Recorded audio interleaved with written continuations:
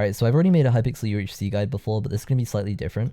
This is going to be like specific tips and tricks to actually make you win more games, and just like my personal game sense that, you know, I feel like could help out a lot of new players. So it's basically just going to get more advanced as the video goes on. So we're going to start out with caving tips. This is basically just aimed at everyone. There's a couple of things that people probably won't know about, like how to get out of forge traps and stuff. But yeah, hopefully these help you save time with mining and stuff. So the first thing is auto crafting. I'm pretty sure it's enabled by default, but if you want to go into settings and just turn on crafting chat prompts, it's basically just a thing where if you collect enough resources to make a craft, then it'll give you like a prompt to, you know, automatically craft it. The only times you really want to use this is just for stuff like iron packs and quick picks. The actual tip that people don't know about is just throwing out one of the materials. So let's say you're making a quick pick and you just throw out the sticks, and then pick them up again. It'll actually redo the prompt.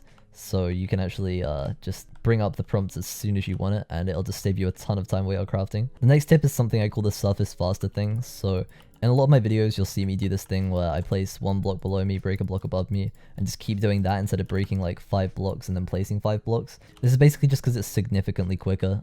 It's just something that is muscle memory. It's so easy to do because obviously it's not like a precise like measurement. It's literally just smash your mouse up, smash your mouse down, keep doing it over and over again. It's really easy to do, and it saves you about 10 seconds when you're surfacing from Y11, so I'd definitely do that if I were you. The next tip is something to do with getting more XP. So I'm pretty sure a lot of people know this, but if you put 10 stuff into a forge, then it just breaks immediately, and gives you whatever was inside, so like 10 iron. So if you put 9 of whatever you're smelting into the forge first, and then you put 1 in separately, then you'll be able to get XP, probably like half a level. It's because it just doesn't break, so you just take your stuff out, get the XP, and then you break it with the next one.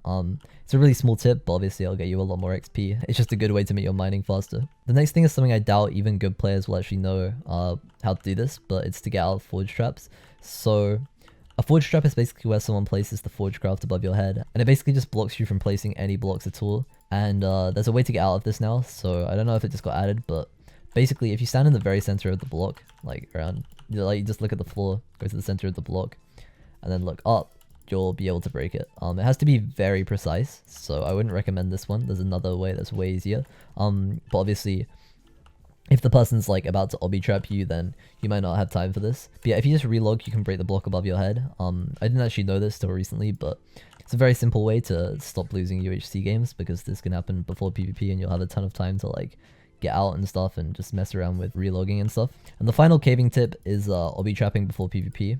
So I'm pretty sure everyone knows how to obby trap. It's just where you place lava on the head and then put water next to the lava. But to do this before PvP without wasting a ton of your time and make it actually worth it, there's a couple of ways. A lot of it is just mind games, so making the person feel like they're, you know, untrappable. So making them like, if they stand here and start crafting, then you can't obby trap them because they're standing on blocks. The easiest way to do this is if they're crafting, place a water bucket on them. It'll flow them towards one block, maybe a corner. Then you just break the blocks below them, and you can obby trap them. If they're not falling for that, then a good way to do stuff is if you're like following them around for like 2 minutes or more, they'll probably think that you don't have armor. So if you do the fast mining up, where you you know, mine up as quick as possible, and they chase you, then you can just stop, dig to the side, and then obby trap them as they come up. It's a really simple way to do that. But yeah, obby trapping is definitely something that saved so many of my games. It's a mechanic that's very broken, but honestly I feel like it makes UHC games way better because anyone knows how to avoid it, and it's only usually cheaters or people who just are very stupid who fall for it. So yeah, it's definitely worth just playing like ranked Skywars or some other game where people sort of dig down or place blocks around them to get good at this. That's actually how I learned how to obby trap. I just played a ton of ranked games one season and just like used obby trapping as like my main way of killing people, just to practice, and it made me quite good at it. And now a lot of people know me as like one of the best obby trappers in the game.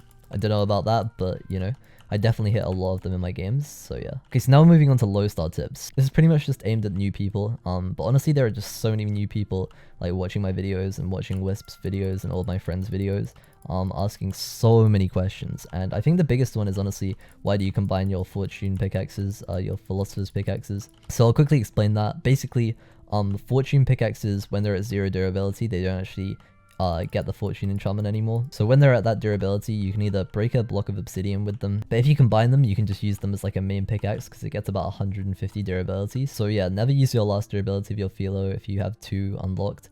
because you might as well just combine them and use it to like get out of Obby traps or something. Another thing that a lot of people don't know about is heads versus gaps. So in solo UHC, it's pretty much just always use your heads and make G heads whenever you can.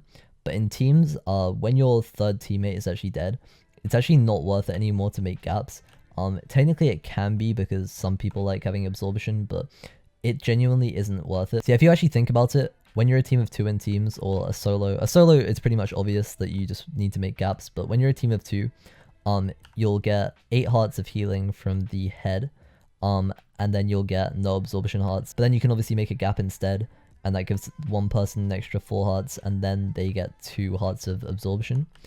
But if you're making a G head, then that means that, you know, you get your 8 hearts, and then both people get 2 hearts of absorption, so you get 2 more hearts of healing if you make a head and a gap in teams. And when you're a solo, just never make G heads unless you literally can't find apples. So yeah, a lot of people don't know that, so I definitely recommend it. The next topic is using heads over other crafts.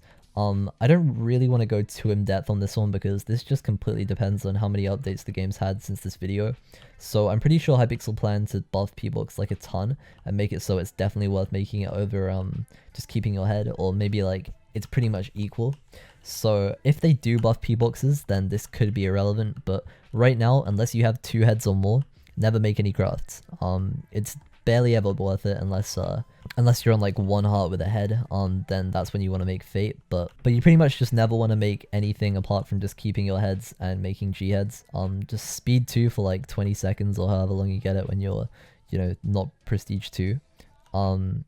It's just so strong. Like, nobody can run from it. You can drop people with so much healing. Like, it's just really good, and I definitely recommend just not making P-boxes right now. Another thing is knowing when to pick your fights. So I definitely say don't be scared of people who have way more gear than you. I see a lot of new players just running instantly as soon as they see anyone with maybe even less gear than them. Honestly, playing like that just means that you're going to waste your time and people will just be snowballing harder than you, and just like get way more gear. So don't be scared to take fights, but if you know for a fact that that fight is going to be a drain, or you see someone like over in the distance, just wait till they're out of the way, or, you know, just make sure that you can combo them and kill them before the next person comes.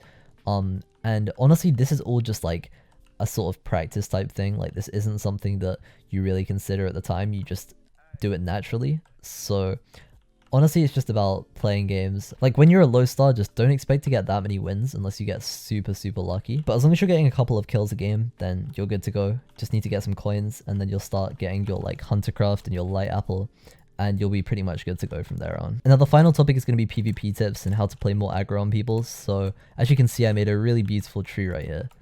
This is meant to be my stone tree. We'll just make it a bit more round. So when you're chasing people, obviously people spam spacebar when they're going underneath things. I'm in fly mode right now, so I can't really do that, but obviously it makes you go way faster. So I'd say make your mouse button, or, you know, a button on your keyboard dedicated to your blocks. So you can basically just like keep switching between your sword and your rod and your blocks. So there's 2 things. Number 1 is being able to place blocks and then sprint jump underneath them and still be like fast enough to react if they turn. So you're running on like under a tree, just place like a couple blocks underneath, above you, and sprint jump there. You'll be gaining some distance on them.